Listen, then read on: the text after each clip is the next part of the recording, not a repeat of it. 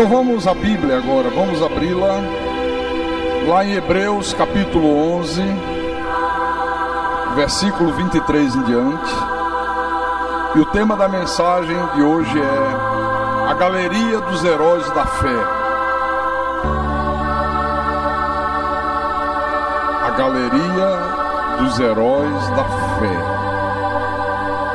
E o texto diz assim: pela fé, Moisés, apenas nascido, foi ocultado por seus pais durante 3 meses, porque viram que a criança era formosa.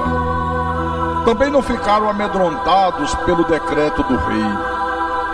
Pela fé, Moisés, quando já homem feito, recusou ser chamado filho da filha de Faraó, preferindo ser maltratado junto com o povo de Deus a usufruir prazeres transitórios do pecado. Porquanto considerou o opróbrio de Cristo por maiores riqueza do que os tesouros do Egito, porque contemplava o galardão. Pela fé, ele abandonou o Egito, não ficando amedrontado com a cólera do rei. Antes, permaneceu firme, como quem vê aquele que é invisível. Pela fé, celebrou a Páscoa e o derramamento do sangue, para que o exterminador não tocasse nos primogênitos dos israelitas. Vamos orar para que o Espírito Santo fale ao nosso coração nessa manhã. Nosso Deus, nosso Pai, Senhor de todo o universo, o Senhor é Deus em cima nos céus, o Senhor é Deus embaixo na terra. O Senhor é o soberano, o todo-poderoso, e não há outro Deus semelhante ao Senhor. O Senhor é o Deus único, o Deus que nos criou a tua imagem e a tua semelhança, o Deus que nos fez espíritos angelicais, nos predestinou para que nós dominássemos sobre a tua criação, nos revestiste de carne, de pele, de ossos, de tendões, nos deste uma forma humana. O pecado de Adão nos matou, nos apartou completamente de ti, mas um dia o Senhor veio e nos deu vida outra vez, e por isso nós estamos aqui essa manhã. Se não fosse o teu mover sobrenatural sobre nossas vidas, se não fosse o Senhor, como bom pastor, ter nos buscado como ovelhas perdidas, nós não poderíamos estar aqui, nós não poderíamos crer no que nós cremos, nós não poderíamos servir o Senhor da maneira que o Senhor quer ser servido.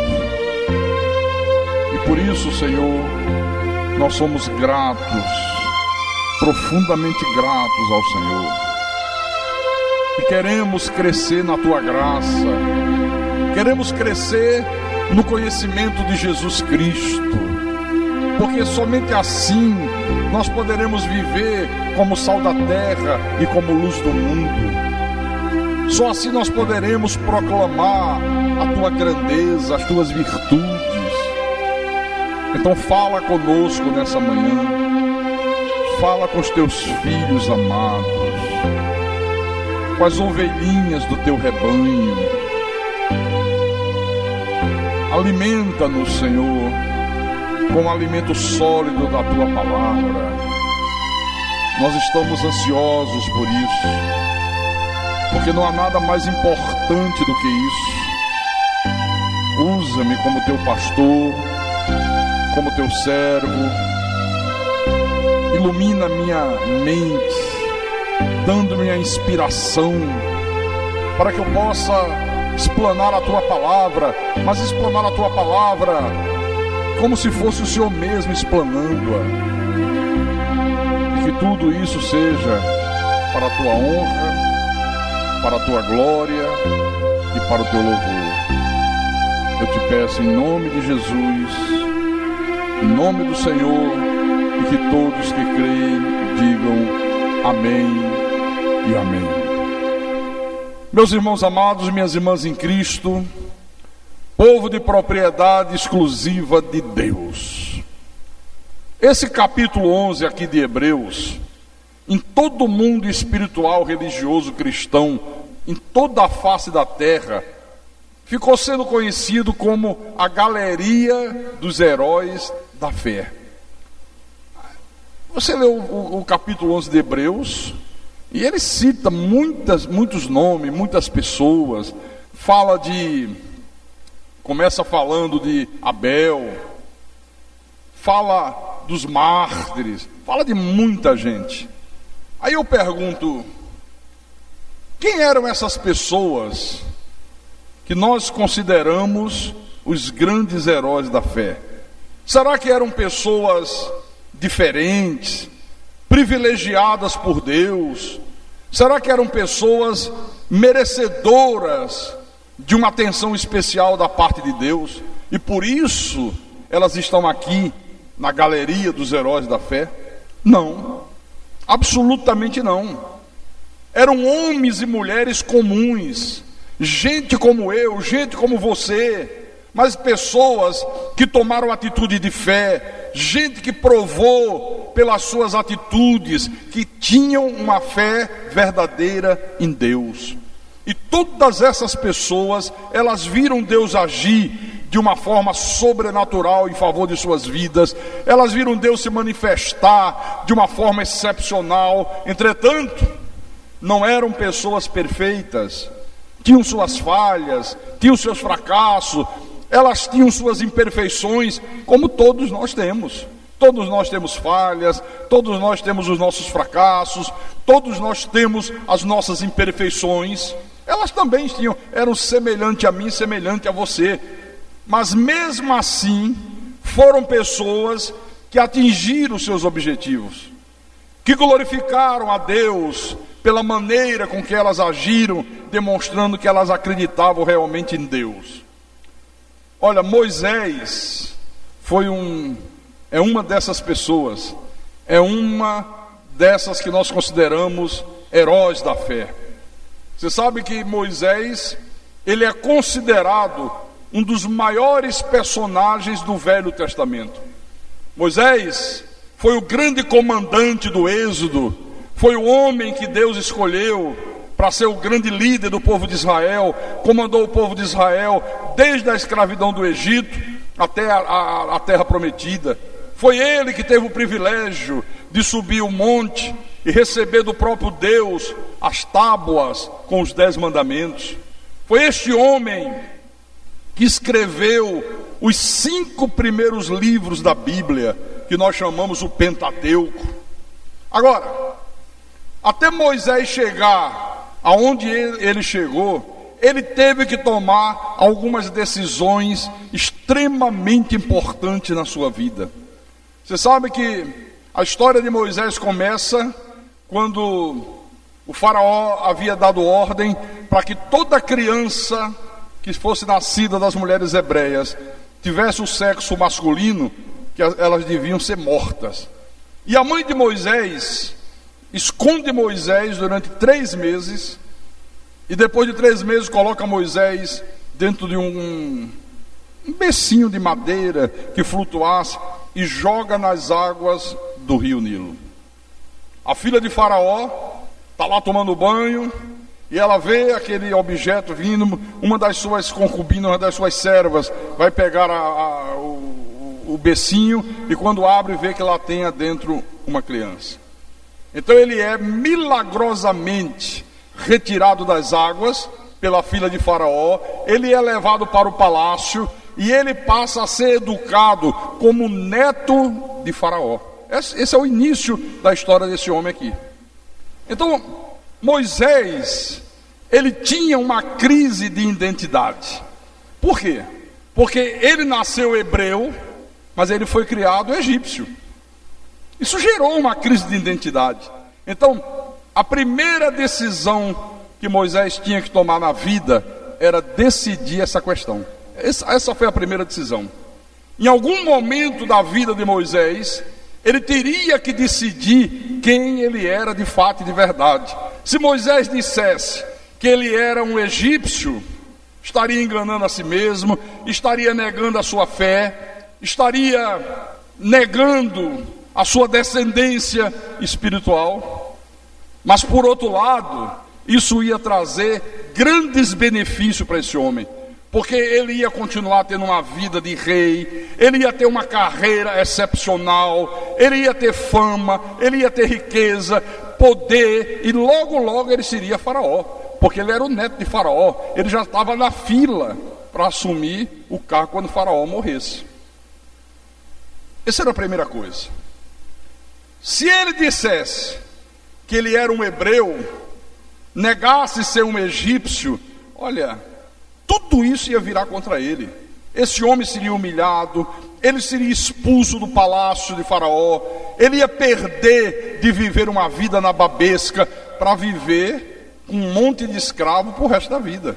Ah, você é hebreu? Então vai se juntar a eles. Então você passa também a ser um dos escravos de faraó. Esse era o dilema desse homem. Qual foi a decisão que Moisés tomou? Vamos ler aqui o versículo 24. Pela fé, Moisés, quando já homem feito, recusou ser chamado filho da filha de Faraó. Olha, observe que o texto diz que ele recusou ser chamado filho da filha de Faraó. No texto grego original, essa expressão aqui diz que ele negou veementemente ser filho da filha de Faraó. Não, eu não sou filho dela, eu não sou egípcio, eu sou um hebreu, eu sou uma pessoa de Deus. Então você está vendo aqui, ó, com essa atitude, Moisés estava abrindo mão totalmente de uma vida como príncipe egípcio. Ele abriu mão do conforto, ele abriu mão das riquezas, ele abriu mão das honrarias, e ele optou, foi uma opção dele, assumir a sua condição de filho de Deus. Eu experimentei um pouquinho disso aqui, porque eu também já estive no Egito. O Egito simboliza o paganismo, o Egito simboliza tudo aquilo que é contrário a Deus, simboliza o mundo aion, simboliza o mundo da perdição, simboliza o falso evangelho, simboliza a falsa igreja, o falso pastor. E um dia eu estive nesse Egito, mas quando Deus falou ao meu coração, eu tive que decidir se eu assumia uma posição de cristão, se eu assumia uma posição de filho de Deus de verdade, ou se eu ia continuar como se fosse filho do diabo, agarrado às coisas que Deus abominava, crendo no falso evangelho. Só que tinha muita coisa em jogo. Para eu assumir ser um cristão, para eu assumir a verdade divina, Deus me mostrou claramente que tudo aquilo que eu desfrutava no Egito eu ia perder. A posição de destaque, de poder, uma vida de marajar, morando nas melhores mansões, tendo os melhores automóveis, comendo a melhor comida, vestindo a melhor roupa, dando os melhores colégios para os meus filhos, viajando o mundo inteiro. Olha, uma vida de rei. Deus disse: você vai perder tudo isso. Foi o que aconteceu aqui com Moisés também, ó. Tinha muita coisa em jogo, mas muita coisa mesmo. Aqui no versículo 25 diz: preferindo ser maltratado junto com o povo de Deus a usufruir prazeres transitórios do pecado. Olha, Moisés preferiu, isso foi uma escolha, ser maltratado junto com o povo de Deus, do que por um breve período de tempo usufruir dos prazeres transitórios do pecado, do que viver uma vida nababesca, mas sabendo que tudo aquilo ali era contrário a Deus. Ele teria que renunciar à sua fé, ele teria que renunciar à verdade divina. Olha, eu tenho absoluta certeza que quando Moisés teve que tomar essa decisão de escolher entre ser um egípcio ou ser um hebreu, olha, não deve ter faltado quem chegasse para Moisés e dissesse: Moisés, olha, você não tem culpa de nada, você não tem culpa de estar nessa condição de egípcio. Tua mãe te abandonou, tua mãe te jogou dentro de um cestinho e te largou nas águas do rio Nilo.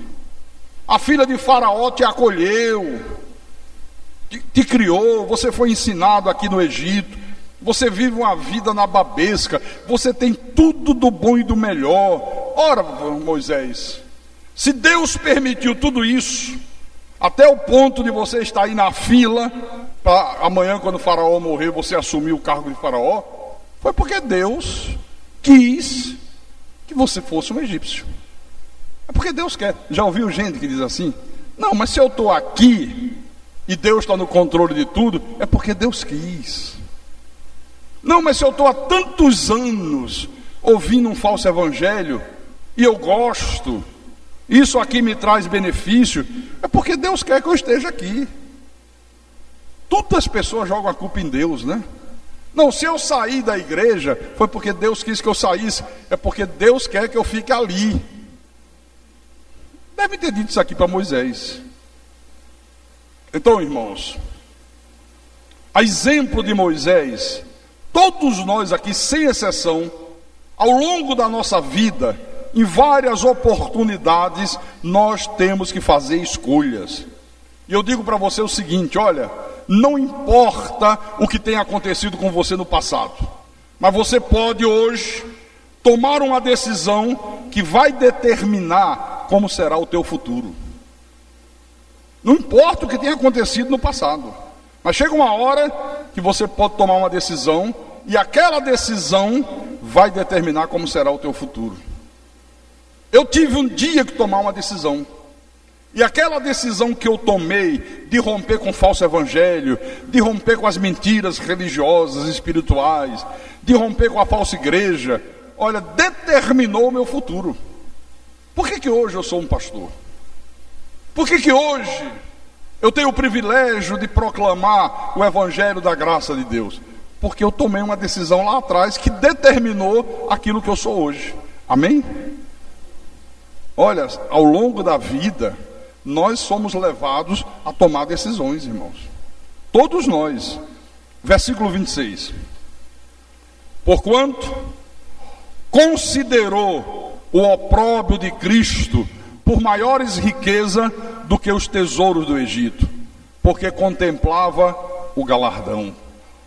O que é que significa isso aqui? Essa expressão no texto grego original significa o seguinte: ele pesou na balança, ele avaliou, fez uma avaliação do que era mais valioso: as riquezas do Egito, a vida que ele vivia, os benefícios que ele usufruía, ou fazer a vontade de Deus. Ele pesou as duas coisas. O que é mais valioso?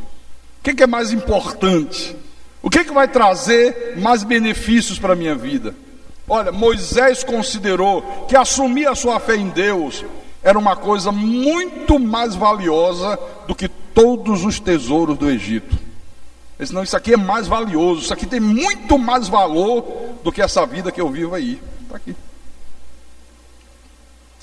Você sabe que existem 3 valores comuns que acabam formando aquilo que o sistema determina como escala de valores na vida da maioria das pessoas que habitam nessa terra. Quase 100% das pessoas que vivem nesse mundo estão aí buscando desesperadamente essas 3 coisas. Quais são essas 3 coisas, pastor?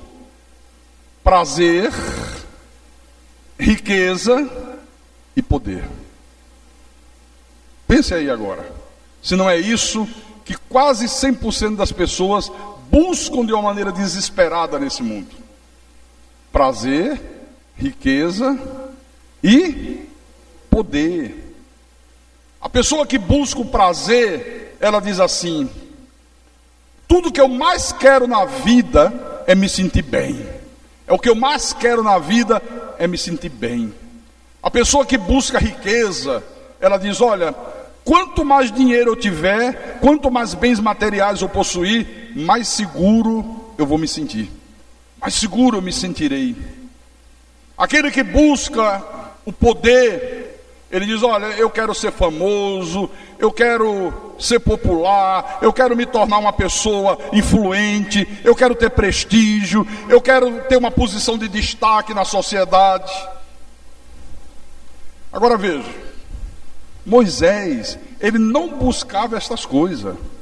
Ele não buscava isso. Essas coisas Moisés já tinha. Moisés já possuía. Ele tinha prazer, ele tinha riquezas e ele tinha poder. E isso fez com que a decisão de Moisés fosse uma coisa ainda mais séria, fosse uma coisa ainda mais difícil. Porque uma coisa é você abrir mão de buscar essas coisas.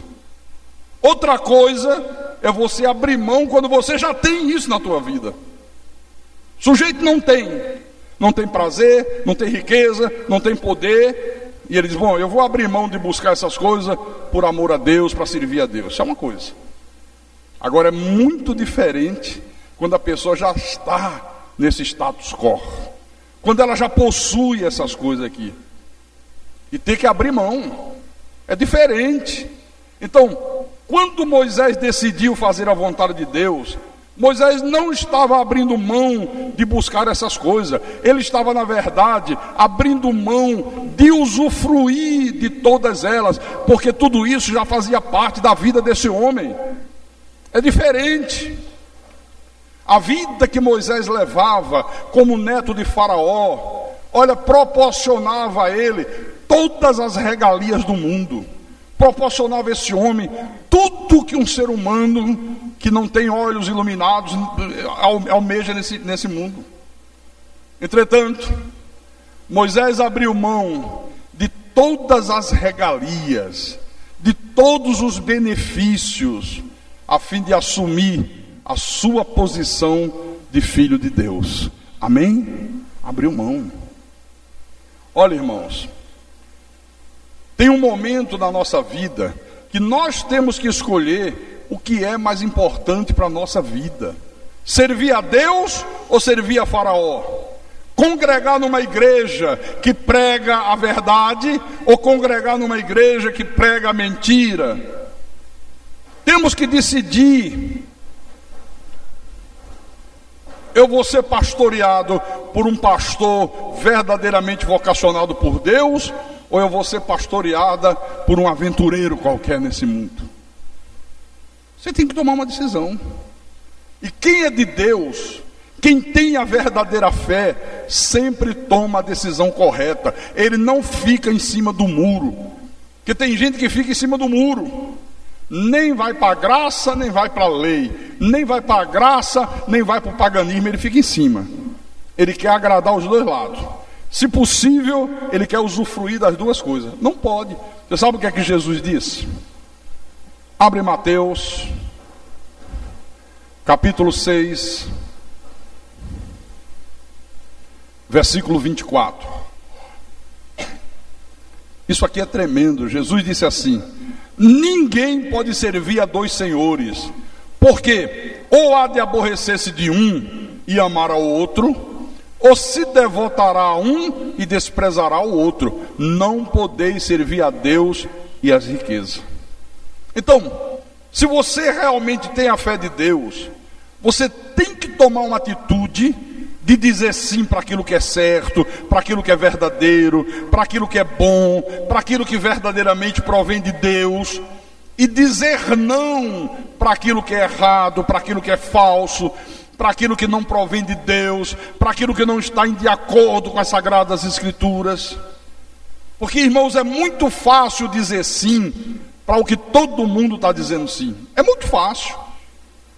Mas para nós sermos fiéis a Deus, às vezes é preciso você contrariar a maioria.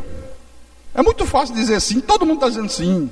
Todo mundo está fazendo corrente, eu também vou fazer corrente. Todo mundo está crendo que o homem tem livre-arbítrio, eu também vou crer que o homem tem livre-arbítrio. Todo mundo está crendo que o diabo está fazendo, que o diabo está acontecendo, então eu também vou crer como todo mundo está crendo. Isso é muito fácil.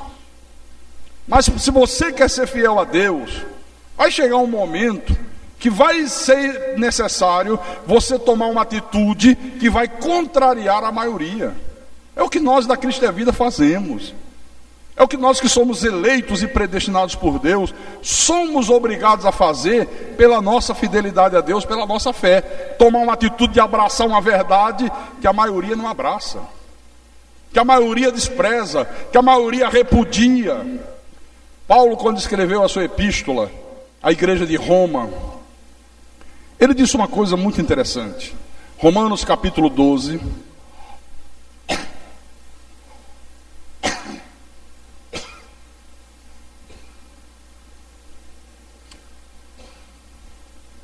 Versículo 1 e 2.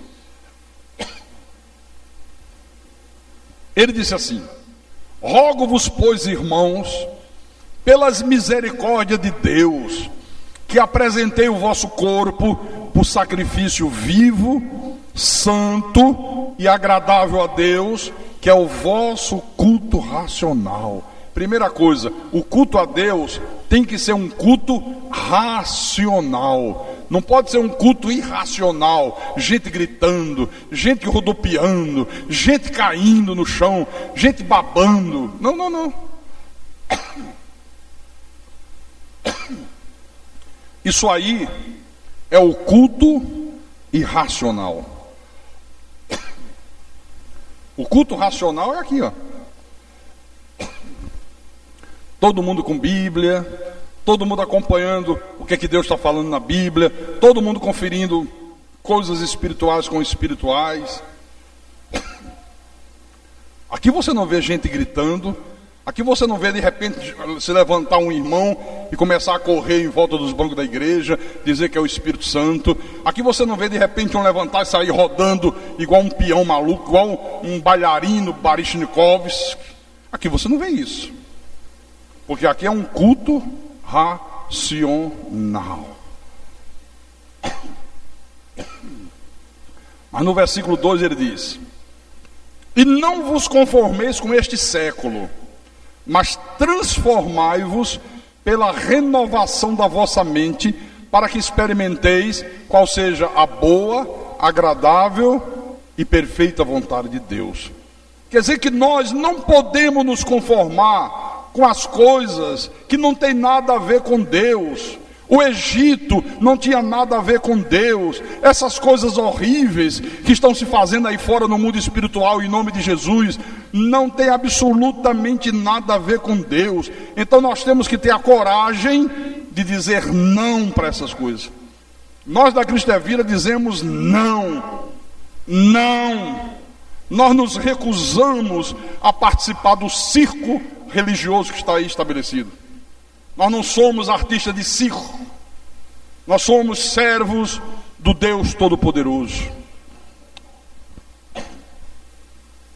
Eu pensava que vocês iam dizer um amém bem grande. Ainda está fraco. Não tomaram café ainda? Daqui a pouco tem um almoço legal para você. Você vai dizer um amém bem forte. Então veja, quando Moisés disse não para o Egito, Moisés deve ter pensado assim: olha, eu prefiro ser um escravo cumprindo o propósito de Deus na minha vida do que ser um simples faraó do Egito. Eu prefiro ser um escravo. Eu prefiro ficar lá amassando barro, fabricando tijolo para esses caras, mas o propósito de Deus vai estar se cumprindo na minha vida do que ser um simples faraó nesse país. Sabe por quê? Porque os olhos de Moisés, irmãos, não estavam fixos nas riquezas do Egito. Os olhos de Moisés estavam voltados para outras riquezas, Tem gente que só tem olhos para a riqueza do Egito, só tem olhos para riquezas materiais, só tem olhos para dinheiro, só tem olhos para fama, só tem olhos para querer poder. Moisés não estava olhando para essa riqueza. As riquezas que Moisés olhava, almejava, eram outras. Que outras, pastor? Deixa eu mostrar Paulo falando delas aqui. Efésios capítulo 2.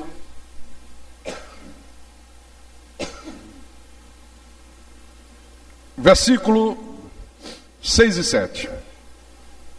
O apóstolo diz assim: e juntamente com ele nos ressuscitou e nos fez assentar nos lugares celestiais em Cristo Jesus, para mostrar nos séculos vindouros a suprema riqueza da sua graça em bondade para conosco em Cristo Jesus. Observe a expressão, a suprema riqueza da sua graça. Não há riqueza maior do que você ser uma pessoa que foi alcançada pela suprema riqueza da graça de Deus. Foi a suprema riqueza da graça de Deus que te alcançou, que fez de você um escolhido, fez de você um eleito, um predestinado, um filho amado de Deus, que deu a você o privilégio de ter o teu nome escrito no livro da vida desde antes da fundação do mundo, que deu a você o privilégio de viver eternamente com Deus. Tem riqueza maior do que essa aqui? Capítulo 3 de Efésios, versículo 8. Agora Paulo diz: a mim, o menor de todos os santos, me foi dada esta graça de pregar aos gentios o evangelho das insondáveis riquezas de Cristo. Quer dizer que as riquezas espirituais são insondáveis, não dá para a gente sondar, não dá para a gente aquilatar, é uma coisa tão grandiosa que ele diz as insondáveis riquezas de Cristo. Então, quem tem a fé de Deus, ele não tem mais como alvo na sua vida os bens materiais, as riquezas materiais. Ele não tem mais como alvo o status social, a fama, ter uma posição de destaque na sociedade, querer ser reconhecido como uma pessoa importante, como uma pessoa que se destacou, como uma pessoa inteligente, como uma pessoa que tem uma boa casa, que tem um bom automóvel, que veste roupa de marca. Não, ele não tem mais isso como alvo. O alvo dessa pessoa que tem a legítima fé passa a ser qual? As riquezas de Cristo, as riquezas espirituais. O que eu acho interessante é que, a exemplo de Moisés, o apóstolo Paulo, ele também passou por essa experiência de ter que renunciar às coisas desse mundo, ter que renunciar aos prazeres, ter que renunciar à fama, ter que renunciar à riqueza, ter que renunciar ao poder. Paulo também passou por isso. Aqui em Filipenses, estamos bem pertinho, capítulo 3, versículo 5 em diante, ele faz um retrospecto do que era a vida dele antes dele ter tido um encontro com Jesus no caminho de Damasco. Ele diz assim: fui circuncidado ao 8º dia, eu era da linhagem de Israel, da tribo de Benjamim, hebreus de hebreus, quanto à lei fariseu, quanto ao zelo perseguidor da igreja, quanto à justiça que há na lei, irrepreensível. Mas o que para mim era lucro, isto considerei perda por causa de Cristo. Sim, deveras considero tudo como perda por causa da sublimidade do conhecimento de Cristo Jesus, meu Senhor, por amor do qual perdi todas as coisas e as considero como refúgio, as considero como lixo para ganhar a Cristo e ser achado nele, não tendo justiça própria que procede de lei, senão a que é mediante a fé em Cristo, a justiça que procede de Deus baseada na fé. Por que Paulo está dizendo isso? Porque Paulo, antes dele ter a sua vida transformada, antes dele ser convertido, ele era um homem de uma posição muito alta na elite da sociedade judaica. Esse homem tinha prestígio, Esse homem era honrado por todas as pessoas, pelos anciãos, pelos sumos sacerdotes, mas ele disse: olha, tudo isso aí que eu considerava importante, tudo isso aí que me enchia de orgulho, que fazia eu andar de peito estufado, e todo mundo dizia: lá vai Saulo, ô Saulão, olha Saulo, tudo isso aí eu considerei lixo. Lixo. Quer dizer que para Paulo, conhecer Deus, conhecer a verdade sagrada, era a verdadeira riqueza. E a glória não era aquela glória que vinha dos homens, mas aquela glória que vinha de Deus. Ele diz: por isso, tudo isso aí eu considerei lixo. Isso aí não vale nada, isso aí não tem valor algum. Eu estava cego, eu dava valor a essas coisas, eu achava importante tudo isso, mas uma vez que Deus iluminou os meus olhos, uma vez que o Senhor me deu vida outra vez, eu agora estou enxergando qual é a verdadeira riqueza para a minha vida. Aqui, ó. Volte lá em Hebreus, capítulo 11.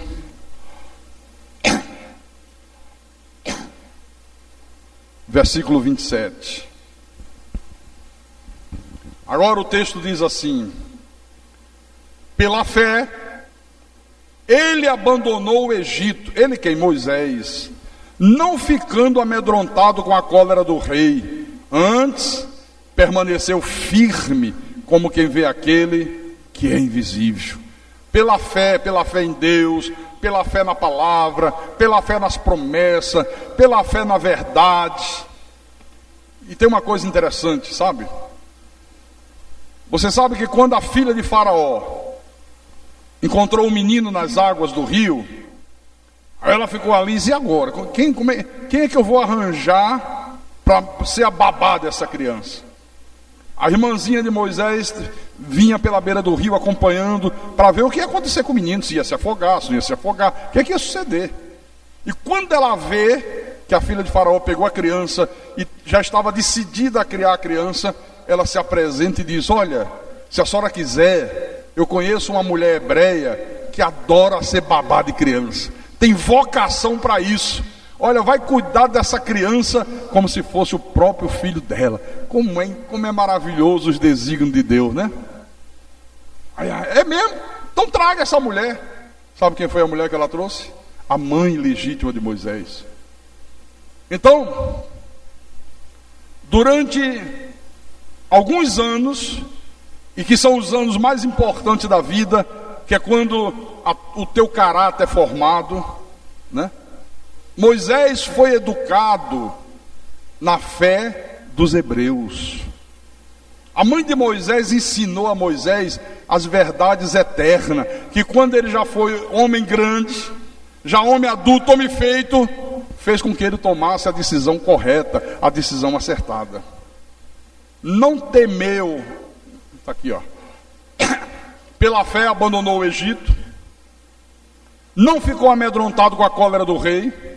Eu não estou nem aí para Faraó, não estou nem aí se ele vai ficar com raiva, se não vai ficar com raiva. Eu sou hebreu. Um dia Moisés saiu e quando chegou lá de fora do palácio, viu um soldado egípcio maltratando um escravo hebreu, metendo a chibata, sabe, batendo violentamente. Sabe o que Moisés fez? Tomou uma atitude, foi lá, agarrou o soldado e pimba, matou o soldado. Olha o que é o caráter de uma pessoa de Deus, né? Ela não nega a sua fé, ela não nega a sua linhagem espiritual. E ele foi obrigado a abandonar o Egito e foi viver muitos anos num deserto, até que Deus apareceu a ele numa sarça ardente e disse: você é o cara que eu escolhi para ser o grande líder do meu povo. É você que vai conduzir o meu povo lá do Egito até a terra prometida. Aleluia. E o que é que o texto diz aqui? Que ele permaneceu firme, como quem vê aquele que é invisível. Era como se Deus estivesse ali de carne e osso. Era como se ele pudesse ver Deus com esses olhos naturais. Quer dizer que ele tinha uma fé, ele tinha uma confiança tão grande em Deus, que era como se Deus estivesse de corpo e carne ali presente. Então eu quero dizer para você dessa manhã, em todas as circunstâncias da vida, sejam elas boas, sejam elas más, mas principalmente na hora que você enfrentar situações adversas, na hora que você enfrentar lutas, na hora que você enfrentar uma doença que surge, na hora que você enfrentar uma crise financeira, um problema na tua família, um problema com o teu filho, um problema no teu casamento, faça como esse homem aqui, ó. Permaneça firme como quem vê aquele que é invisível. Tranquilo, enfrente o problema de cabeça erguida, não tema nada, não tema nada. É como se Deus estivesse ali ao seu lado de carne e osso e dissesse: fica tranquilo que eu sou contigo, fica tranquilo que eu sou todo poderoso, fica tranquilo, Moisés, que esse faraózinho aí, basta eu dar um sopro e eu transformo ele em cinzas, ele desaparece, ele some, porque eu sou todo poderoso. Então Moisés vivia a sua fé como quem estava vendo aquele que é invisível. Amém, irmão? Faça como esse homem aqui, viva essa fé, não baixe a cabeça para nada, não tema nada, por maior que sejam as tribulações da vida, viva a tua fé de uma maneira correta, permaneça firme nas promessas de Deus, confiando no poder divino, como quem vê aquele que é invisível, como se você estivesse vendo Deus em carne e osso ali ao teu lado. Amém? Confiança absoluta em Deus, confiança extrema em Deus, confiança obstinada em Deus. Essa é a fé dos eleitos de Deus. Por isso que Deus tem feito com que a gente fale muito nesses últimos cultos sobre a atitude de fé. Veja a atitude que teve esse homem. Não foi uma atitudezinha qualquer, não. O cara era o neto de Faraó. O homem tinha uma vida de marajá. Imagine vivendo no palácio de Faraó, comendo a melhor comida, vestindo as melhores roupas, dormindo na melhor cama, bebendo em cálices de ouro. O prestígio que esse homem tinha. Olha, o neto de Faraó, quando botava aquelas roupas egípcias, né, que saía, olha, devia todo mundo: pois não, senhor Moisés, pois não, senhor Moisés, olha, reverencie. Quem é? É o neto do homem, é o futuro Faraó. Daqui a pouco o Faraó morre, ele é o sucessor de Faraó. É ele que vai assumir o trono. Fama, riqueza, poder. E ele disse: não, chegou a hora de eu tomar uma decisão. Chegou a hora de eu decidir: eu sou egípcio ou eu sou hebreu? Ele disse: não, eu sou hebreu. Eu sou filho do Deus Todo-Poderoso. Eu creio no Deus Criador dos céus e da terra. E essa vida aqui não é para mim. Viver nesse meio aqui não é o que Deus escolheu para a minha vida. O que Deus escolheu para a minha vida foi viver no meio do povo dele, no meio dos meus irmãos. É tudo um bando de escravo, está tudo aí sofrendo. Mas eu prefiro sofrer como escravo e permitir que os desígnios de Deus se cumpram na minha vida, do que viver como um simples faraó no Egito. E tomou a decisão acertada, uma atitude de fé. Amém? Eu vou dizer uma coisa para você: quanto mais a gente cresce no conhecimento de Deus, mais as provas que Deus permite aconteçam na nossa vida vão se tornando maiores. Quanto mais eu cresço no conhecimento, mais Deus aumenta as minhas provações. Mas em compensação, as recompensas de Deus também se tornam cada vez maiores para a nossa vida, em nome de Jesus Cristo. Amém, irmão? Então permaneça firme como quem vê aquele que é invisível. Se você viver essa fé aqui, ó, você também vai fazer parte da galeria dos heróis da fé. Você não vai estar aqui na Bíblia, que não pode mais acrescentar nada, mas você está na galeria dos que não foram inscritos, mas que estão fazendo parte dessa galeria na mente de Deus. Na mente de Deus, você também é um herói na fé, como Moisés, como Abel, como Sansão, como Davi, como Paulo, como Raabe e como tantos outros que tomaram atitudes que demonstraram que eles tinham uma fé verdadeira em Deus. Não uma fé da boca para fora, não uma fé apenas de palavra, mas uma fé genuína, uma fé verdadeira, e Deus passa a ser glorificado através da tua vida, em nome do Senhor Jesus Cristo. Amém?